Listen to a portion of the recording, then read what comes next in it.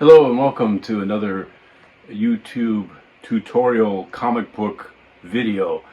I know that I talked about dealing with scanning inked pages and breaking it up into 3 folders last time, and I was going to go into deep dive detail with that, but I'm kind of skipping over that subject mainly because I don't have any inked pages that are new for me to demonstrate my methods and techniques. So instead, I'm going to jump ahead to something that might be more interesting for the time being, actually penciling a page. And I pretty much take a blank page and turn it into this.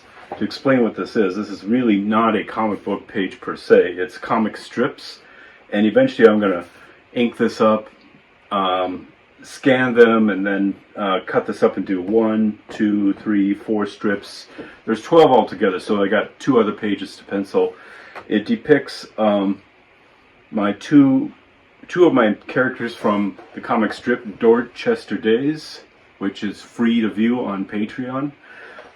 In this case, Kyla and Tabitha are coming to see the Ramones, so it should be pretty exciting to see the next strips as they come up.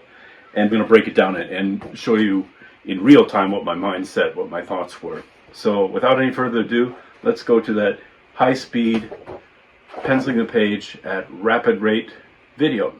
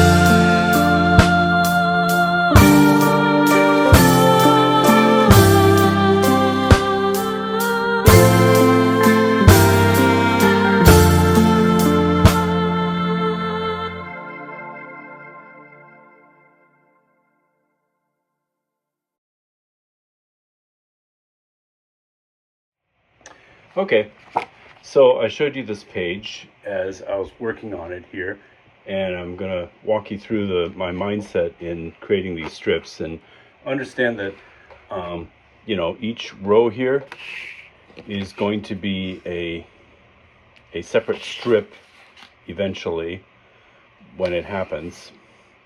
And I hope you enjoyed the speeded up version of me drawing. I wish I could draw that fast, but I don't. So anyway, I spent a couple hours, I'd say about, maybe 3-4 hours getting this all together. But let me begin with the establishment shot. This is just going to be blacked in with Illustrator, Adobe Illustrator. I'll be putting the logo of the channel, which is a Boston nightclub that existed in the 80s. Kids standing in line. Here's the parking lot. Okay, got establishment shot. My main character, Tabitha, talking to Kyla. She's holding the tickets. Okay. And then we have the next strip, lighting up a cigarette, because, you know, 1980s. And I played around with silhouettes and close-ups. Here's 2 close-ups here. Of course, there's Tabitha and Kyla talking back and forth. And then we go to a pullback, and I put in silhouette the people on the sides here. Maybe you see the people on the sides here, they're kind of in silhouette, and they're standing out. This all is going to be in black and white, so not going to be adding color. I'm not going to have color as an element to add depth. I got to make depth with just the black and white in the contrast.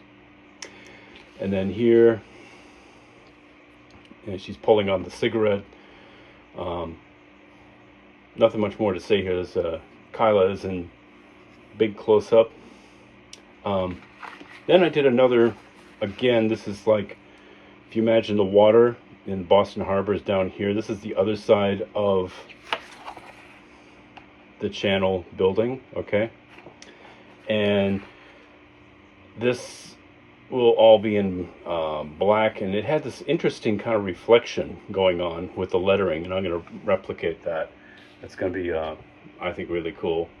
And right here, this is kind of interesting, because now I'm putting in silhouette my 2 characters from the previous strip. Here they are shown with the other people in silhouette, but now I kind of flip that.